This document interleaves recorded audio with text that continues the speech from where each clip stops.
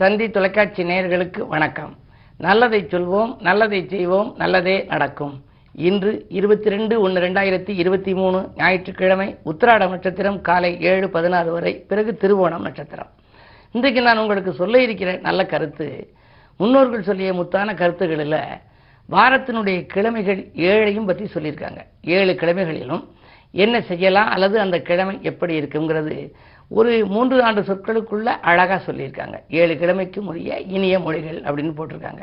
பொதுவாக ஞாயிறு, திங்கள், செவ்வாய், புதன், வியாழன், வெள்ளி, சனி, இது 7 கிழமைகள்.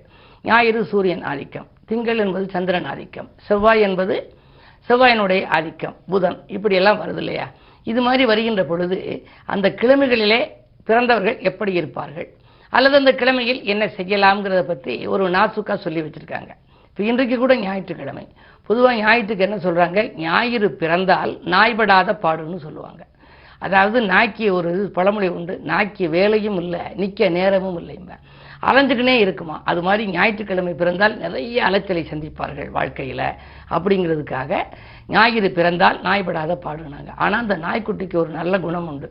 ஏதாவது ஒரு பிஸ்கட் ஒரு நாய்க்குட்டிக்கு போட்டிங்கன்னா 5 வருஷம் சென்று நீங்கள் அதை பார்த்தாலும் வாலாட்டம், நன்றி தெரிவிக்க, நன்றிக்கு உரிய ஒரு ஜீவன் அப்படின்னு எடுத்துக்கிட்டால் நாய். அதனால தான் கண்ணதாசன் சொல்லுவார், நன்றி உள்ள மிருகமெல்லாம் பிள்ளை தானடா, நன்றி கெட்ட மகனை விட நாய்கள் மேலடான்னு சொல்லுவார். நன்றி உள்ள உயிர்கள் எல்லாம் பிள்ளை தானடா, நன்றி கெட்ட மகனை விட நாய்கள் மேலடான்னு ஒரே ஒரு ஊரிலே ஒரே ஒரு ராஜாங்கிற பாடலில் சொல்லியிருப்பார். நாய்க்கு அவ்வளோ முக்கியத்துவம் கொடுப்பார்.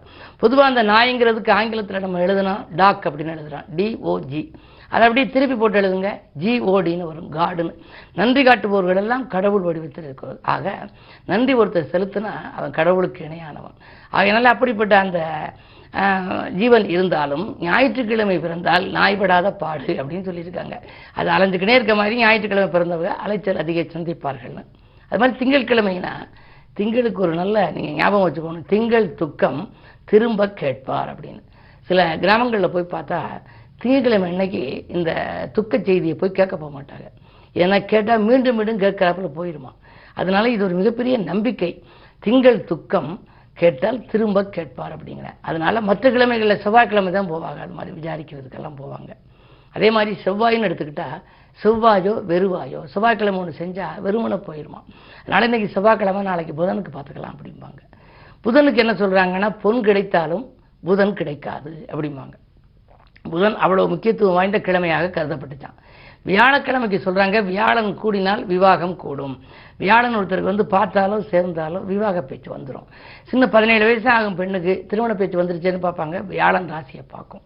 18-19லேயே பார்க்க ஆரம்பிச்சிடும். ஆனால் அவங்க செய்கிறது 21-22 செஞ்சாலும் கூட வியாழன் கூடினாலே இந்த விவாக பேச்சு வர ஆரம்பிச்சிடும். வெள்ளிக்கிழமை கொல்லிக்காகாது. வெள்ளிக்கிழமை அன்னைக்கு ஒரு பிள்ளை ஆண் குழந்தை பிறந்தா தகப்பனாருக்கு ஒத்து வராது, அதுக்குள்ள பரிகாரங்கள் செய்யணும், ஸ்தலங்களுக்கு சென்றுன்னு சொல்லி எழுதியிருக்காங்க. ஆனால் இப்போ ரொம்ப பேருக்கு அது மாதிரி எந்த பாதிப்புகளும் கிடையாது. பொதுவாக வெள்ளிக்கிழமையே பிறந்தாலும் சுக்கிரன் ஜாதகத்தில் நல்லா இருந்தால் நம்ம பயப்பட வேண்டியதே இல்லை. ஆக இது முன்னோர்கள் சொல்லியதுனாலும் சில வழிமுறைகளையும் நம்ம இப்போ பார்க்கலாம். சனி வேலை ஸ்திர வேலைங்கிறேன். சனிக்கிழமை ஒரு வேலையை பார்த்தா அது ஸ்திரன் அப்படிங்கிற ஸ்திரமாக முடியுமா, அது கண்டிப்பாக முடிஞ்சு தீர்ந்துருமா. அதனால இப்படி 7 கிழமைக்கும் இனிய மொழியை சொல்லி வைத்திருக்கின்றார்கள். என்ற நல்ல கருத்தை தெரிவித்து இனி இன்றைய ராசி பலன்களை இப்பொழுது உங்களுக்கு வழங்கப் போகின்றேன். மேசராசி நேயர்களே, உங்களுக்கெல்லாம் முயற்சிகளில் வெற்றி கிடைக்கின்ற நாள் இந்த நாள். முன்னேற்ற பாதையில் நீங்கள் அடியெடுத்து வைப்பீர்கள். உங்களுடைய ராசியிலேயே ராகு இருக்கின்றார். விரயஸ்தானத்தில் குரு இருப்பதால் விரயங்கள் ஏற்படத்தான் செய்யும். எனவே ஒரு நல்ல விரயமாக சுபகாரியங்களுக்காக நீங்கள் விரயமிட்டால் நல்லது. எனவே இல்லத்திற்கு தேவையான அத்தியாவசிய பொருள், ஆடம்பர பொருட்களை வாங்கலாம். ராசிநாதன் செவ்வாய் 2இல் இருப்பதால் பணப்புழக்கம் நன்றாகவே இருக்கிறது. ரிஷபராசி நேயர்களே, உங்களுக்கெல்லாம் இன்று வளர்ச்சி கூடுகின்ற நாள். அதே நேரத்தில் வரன்கள் வாயில் தேடி வரலாம். உங்களுடைய ராசியிலேயே செவ்வாய் இருக்கின்றார். தைரியமும் தன்னம்பிக்கையும் அதிகரிக்கும். நீங்கள் எதை இந்த நேரம் செய்ய நினைத்தீர்களோ அதை செய்து முடிப்பீர்கள். உத்தியோகத்தை பொறுத்தவரை உங்களுடைய கருத்துக்களை மேலதிகாரிகள் கேட்டுக்கொள்வார்கள். நல்ல சம்பவங்கள் இல்லத்தில் நடைபெறுகின்ற நாள் இந்த நாள். மிதுனராசி நேயர்களே, உங்களுக்கு சந்திராஷ்டமம். எது செய்தாலும் யோசித்து செய்ய வேண்டும். இறைவனை பூஜித்து செய்ய வேண்டும். இறை நாமத்தை வாசித்து செய்ய வேண்டும். மறைமுக எதிர்ப்புகளால் மனக்கலக்கம் ஏற்படும். அதிகமான விரயங்கள் வரலாம். வரவை காட்டிலும் செலவுகள் கூடலாம். பூமி விற்பனையின் மூலம் கூட ஒரு சிலருக்கு பிரச்சனைகள் வரலாம். தொழில் உத்தியோகத்தில் திடீரென மாற்றங்கள் மனக்கலக்கத்தை உருவாக்கும். இந்த நாள் இனிய நாளாக அமைய நீங்கள் அமைதியும் நிதானத்தோடும் செயல்பட வேண்டும். கடகராசி நேயர்களே, உங்களுக்கெல்லாம் குரு பார்வை இருக்கின்றது. எனவே ஏற்றிக்கு போட்டியாக இருந்தவர்கள் விலகும் நாள் என்று கூட சொல்லலாம். எடுத்த காரியங்கள் இனிதே வெற்றி பெறும். ராகுபலம் நன்றாக இருப்பதால் புதிய தொழில் தொடங்குவது பற்றி சிந்திப்பீர்கள். நண்பர்கள் உங்களுக்கு நல்ல தகவலை கொண்டு வந்து சேர்ப்பார்கள். செவ்வாய் பலமும் நன்றாக இருக்கிறது. என்றைக்கு வாங்கி போட்ட சொத்து இப்பொழுது அதிக விலைக்கு விற்று லாபம் கொடுப்பதற்கான அறிகுறி தென்படும். சிம்மராசி நேயர்களே, உங்களுக்கெல்லாம் செவ்வாய் வக்ர நிவர்த்தியாகி இப்பொழுது நல்ல பலனை கொடுக்கப் போகின்றார். இதுவரை ஸ்தம்பித்திருந்த தொழில் இப்பொழுது நடைபெறப் போகின்றது. இன்று உங்களுக்கு புது முயற்சிகளில் வெற்றி கிடைக்கும். புதிய ஒப்பந்தங்கள் வருவதற்கான அறிகுறிகள் தோன்றும். நாடு மாற்றங்களும் அல்லது அயல் நாட்டிலிருந்து நல்ல தகவல் கூட கிடைக்கலாம். அஷ்டமத்தில் குரு இருந்தாலும் கூட அலைச்சலுக்கேற்ற ஆதாயம் உண்டு. கன்னிராசி நேயர்களே, உங்களுக்கு எண்ணங்கள் எளிதில் நிறைவேறுகின்ற நாள். செய்தொழிலில் நல்ல முன்னேற்றம் ஏற்படும். திட்டமிட்ட காரியங்களை திட்டமிட்டபடியே செய்து முடிப்பீர்கள். பிள்ளைகளின் எதிர்காலம் கருதி நீங்கள் எடுத்த முயற்சிகளிலும் வெற்றி கிடைக்கும். உங்களுடைய நேர்மைக்கு பலன் கிடைக்கின்ற இந்த நாள் உங்களுக்கு ஒரு நல்ல நாள். துலாம் ராசி நேயர்களே, உங்களுக்கு நம்பிக்கைகள் அனைத்தும் நடைபெறுகின்ற நாள். இந்த நல்ல காரியம் ஒன்று இல்லத்திலே நடைபெறப் போகின்றது. 6லே குரு இருந்தால் ஊரில் பகை என்பார்கள் என்றாலும் கூட பகை மூலமாக உங்களுக்கு ஒரு நல்லது நடக்கத்தான் போகின்றது. 7லே ராகு. அயல்நாட்டிலிருந்து உங்களுக்கு அழைப்புகள் வரலாம். இந்த உத்தியோகத்தில் இருந்து கொண்டு சம்பாதிக்க முடியவில்லையே, போதுமான வருமானம் இல்லையே என்று கவலைப்பட்டவர்களுக்கு புதிய நல்ல நிறுவனங்களிலிருந்து கூட இன்று அலைபேசி வாயிலாக அழைப்புகள் வரலாம்.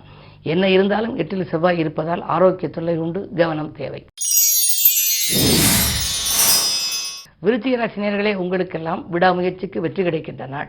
இன்று வீடு இடம் வாங்கும் யோகம் உங்களுக்கு உண்டு. விருப்பம் போல் காரியங்கள் நிறைவேறும். பணவரவு திருப்திகரமாக இருக்கிறது. சகோதர ஒற்றுமை பலப்படுகின்றது. திருமணம் போன்ற சுபகாரியங்கள் இல்லத்தில் நடைபெறுவதற்கான அறிகுறிகள் தென்படுகின்றன. உங்கள் உழைப்புக்கேற்ற பலன் கிடைக்கும். திறமைக்கு அங்கீகாரம் கிடைக்கும். இந்த நாள் உங்களுக்கு மிக மிக இனிய நாள். தனுசு ராசி நேயர்களே, 7ரை சனியில் பாதச்சனி. இன்று ஞாயிற்றுக்கிழமை விடுமுறை நாளாக இருந்தாலும் உங்களுக்கு பணி ஓய்வு கிடைக்காது. மேலதிகாரிகள் இன்றும் உங்களை வேலை பார்க்க சொல்லி ஏதேனும் வேலைகள் பொறுப்புகளை ஒப்படைக்கலாம். பக்கத்தில் உள்ளவர்கள் உங்களுக்கு பக்கபலமாக இருப்பார்களா என்பது சந்தேகம்தான். சிக்கல்களும் சிரமங்களும் அதிகரிக்கலாம். கொடுத்த வாக்கை காப்பாற்ற இயலாது. இன்று நீங்கள் வழிபாட்டை மேற்கொள்வது நல்லது. மகர ராசி நேயர்களே, உங்களுக்கெல்லாம் இன்று உங்கள் ராசியில் சூரியன், சுக்கிரன், சனி, சந்திரன், சூரிய சந்திர சேர்க்கை இருக்கின்றது. சனியும் சுக்கிரனும் வேறு இருக்கின்றார்கள். கூட்டுக்கிரக யோகம் இருப்பதனாலே சொல்லை செயலாக்கி காட்டும் யோகம் உண்டு. துணிவும் தன்னம்பிக்கையும் கூடும். குடும்பத்தில் உள்ளவர்களுடைய குறைகளை தீர்க்க முன் வருவீர்கள். உங்கள் மீது குற்றச்சாட்டு சுமத்தியவர்களே இப்பொழுது வாபஸ் வாங்கிக் கொள்வார்கள். அதே நேரத்தில் உங்களுக்கு உடல்நலத்திலும் கொஞ்சம் கவனமாக நீங்கள் இருப்பது நல்லது. ஜென்மச்சனியாக இருப்பதால் திடீரென்று ஏதேனும் காயம்படுதல் போன்றவர்கள் வரலாம். கவனம் தேவை. கும்பராசி நேயர்களே, உங்களுக்கு விரயங்கள் அதிகரிக்கும் நாள். விரயஸ்தானத்திலே 4 கிரகங்கள் முற்றுகையிடுகின்றன. சூரியன், சந்திரன், சுக்கிரன், சனி, 4 கிரகங்கள். எனவே இல்லத்தில் உள்ளவர்களாலும் விரயம், இனிய நண்பர்களாலும் விரயம் என்ற நிலை வரும். அதே நேரத்தில் அலைச்சல் உங்களுக்கு அதிகரிக்கலாம். அயல்நாட்டு பயணங்களுக்கான வாய்ப்புகள் வந்தாலும் அது கை நழுவி செல்லக்கூடிய சூழ்நிலை தான் உண்டு. வீடு மாற்றங்கள், இடமாற்றங்கள் பற்றி சிந்திப்பீர்கள். மாலை நேரம் பயணங்கள் மகிழ்ச்சி தரும். மீனராசி நேயர்களே, உங்களுக்கு ஜென்மத்திலே குரு. இடமாற்றங்கள், வீடு மாற்றங்கள் உருவாகலாம். நண்பர்கள் உங்களுக்கு நல்ல தகவலை கொடுப்பார்கள் என்றாலும் கூட 2ல் ராகு இருப்பதால் சில சமயங்களில் சிக்கல்களும் பிரச்சனைகளும் வரலாம். வீண் வெளியீடுக்கு ஆளாகாமல் பார்த்துக் கொள்வது நல்லது. வளர்ச்சியில் ஒரு சில சமயங்களில் தளர்ச்சி ஏற்படலாம். காரணம் 8லே கேது இருக்கின்றார். எனவே ஞானகாரகன் கேது இருக்கின்ற போது ஆன்மீகத்தில் உங்கள் மனம் லயிக்கும். குலதெய்வ பிரார்த்தனைகள் மற்றும் கூட்டு பிரார்த்தனைகளை மேற்கொள்வது நல்லது. லாபஸ்தானத்தில் சூரியன், சுக்கிரன், சனி, சந்திரன் இருப்பதனாலே வருமான பற்றாக்குறை ஏற்படாது என்றாலும் மன நிம்மதி குறைவாகவே இருக்கும். இன்று விடுமுறை நாள் என்றாலும் கூட உத்தியோகத்தில் மேலதிகாரிகளால் சில பிரச்சனைகள் வரலாம். கவனம் தேவை. மேலும் விவரங்கள் அறிய தினத்தந்தி படியுங்கள்.